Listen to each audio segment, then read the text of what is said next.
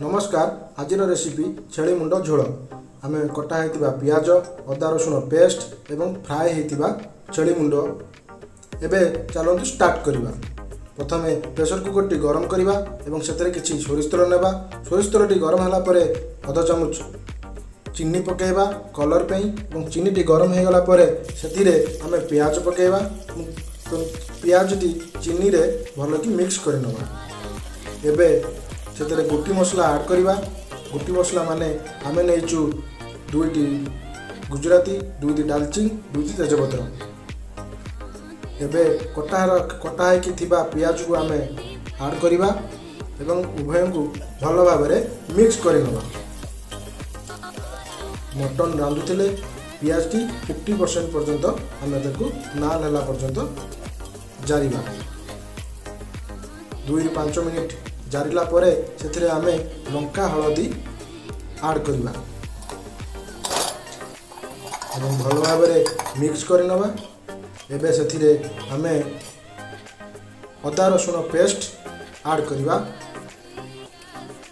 एवं 2 ରୁ 3 मिनिट भल भाव हाई फ्लेम रे मसला टी कषिबा। एबे से लुण ऐड करवा।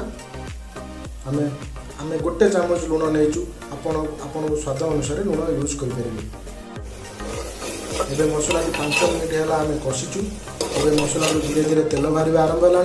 एबे आम ऐड करवा छेली मुंड फ्राए ताकू एबे आम ऐड करूँ एवं ताकू आम भल से मिक्स कर नवा मसला सहित।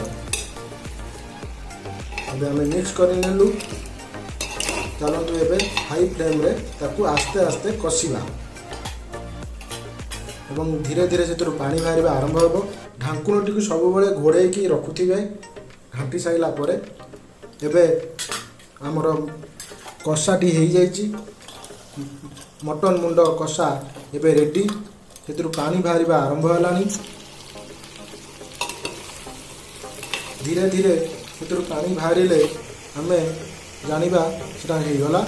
एबे तादेह आम पानी देवा और सीटी पे ताकू रेडी करवा।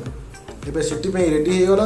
2टी सीटी देवा एवं प्रेशर टी काढ़ी नेबा। सीटी दे सारा पर तुरंत काढ़ी किसी समय रखिए आपे आपे से प्रेशर टी रिलीज हो। एबे देखो आमर प्रेशर टी रिलीज हो जाइए। एबे से ऐड करवा आम गरम मसला शक्तिर गरम मसला। आज्ञा बहुत बहुत बढ़िया बास्ना गरम मसलार। एबे आमर रेसिपी रेडी हो जाइए। आपंकर रेडी हो गला देसी स्टाइल छेली मुंड झोल। Please like and subscribe my channel.